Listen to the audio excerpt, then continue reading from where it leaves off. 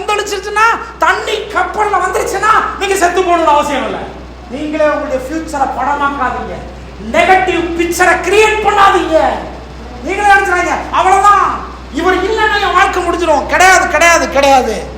இது நடக்கலன்னா அவ்வளவுதான். இல்ல, அப்படியெல்லாம் கிடையாது. உங்களோடு வாசம் பண்ணுகிற கர்த்தர் உங்களுக்குள்ள ஒரு தெய்வம் இருக்கிறார்.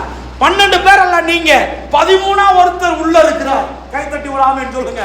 4 பேர் அல்ல, 5 பேர் அல்ல, நாங்க 6வது ஒரு நபர் உள்ள இருக்கிறார். கைத்தட்டி தான் சொல்ல மாட்டேன். அவன் என்ன கொக்கரையில தூக்கி போட்டா வாழ்க்கை முடிஞ்சிருச்சுன்னு அர்த்தமா? நான் சொல்ற தூக்கி போட்டா வாழ்க்கை முடிஞ்சிருச்சு.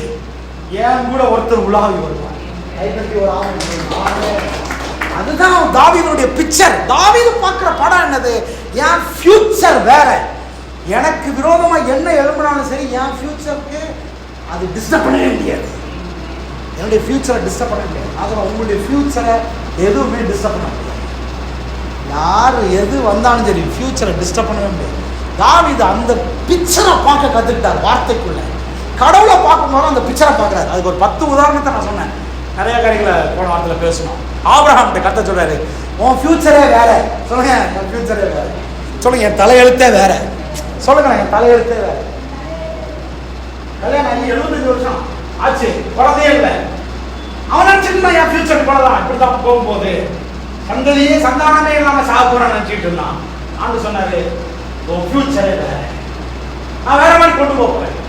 என்னைக்கு அந்த வார்த்தை வந்துச்சோ அன்னையில இருந்து ஆபிரகாமுடைய பார்வையே மாறிவிட்டது. தன்னுடைய ஃபியூச்சரை பார்க்குற அந்த பிக்சர் மாறிடுச்சு. அதனால அவன் கிளம்பும்போது என்ன சொல்லி கிளம்புனான்னா, பைபிளை சொல்லலை, நான் சொல்றேன்.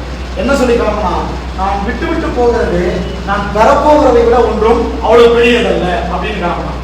கைத்தட்டி ஒரு ஆவின் சொல்றேன். ஆமாம், நான் விட்டுட்டு போறது நான் பெறப்போகிறதை விட ஒன்றும் அவ்வளவு பெரிய நல்லன்னு கிளம்புனான். அதுக்கு பேர் தான் ஃபெய்த். அதுக்கு பேர் தான் ஃபெய்த். இப்படி சொல்லணும், எனக்கு விரோதமா எழும்புகிறது என் கூட இருக்கிறவரை விட ஒன்றும் பெரியதல்ல. கைத்தட்டி ஒரு ஆமென் சொல்றேன். ஆமென். எனக்கு விரோதமா எழும்புகிறது எனக்கு கூட இருக்கிற தேவனை விட ஒன்றும் பெரியதல்ல. ஏசாயா சொன்னாரு, என்னை விட ஒன்றும் காற்றும் கடலும் பெருசு கிடையாது. காற்று அமைதலாகுது, கடலை. உங்களுடைய மைண்ட் அப்படி மாறணும், உங்களுடைய சிந்தனை அப்படி மாறணும். பிசாசு சொல்லுவான், சில காரியங்களை சொல்லுவான், இதை பண்ணு அதை பண்ணுன்னு சொல்லுவான், இது கைவிட்டுன்னு சொல்லுவான். பிசினஸை கைவிடவே கூடாது, வேலையை கைவிடவே கூடாது, இருக்குங்களா? ஊழியத்தை கைவிடவே கூடாது. தாக்கு பிடிக்கணும். சொல்லுங்க, தாக்கு பிடிக்கணும். யார் தாக்கு பிடிக்க முடியும்? யார் தாக்கு பிடிக்க முடியும்னு நினைக்கிறீங்க? சார், பணம் உள்ளவங்களாம் தாக்கு, பணமும் அதெல்லாம் தாக்கு பிடிக்க முடியாது. நல்ல சிந்தனை இருந்துச்சுன்னா நீங்க தாக்கு பிடிப்பீங்க. சவுல் வரட்டும், அப்சலோம் வரட்டும், என்ன குப்பரை வரட்டும், காற்று வரட்டும், கடல் கொந்தளிக்கட்டும், யார் வேணா வரட்டும், எது வேணா வரட்டும், நீங்க தாக்கு பிடிக்கிறது எதுல இருக்குன்னா உங்க பேங்க் பேலன்ஸ்ல இல்ல, நீங்க தாக்கு பிடிப்பது உங்களுடைய சிந்தனையில இருக்கு. சிந்தனையில இருக்கு, உங்களுடைய ஆட்டிடியூட்ல இருக்கு, நீங்க எப்படி பாக்குறீங்கன்றதுல இருக்கு.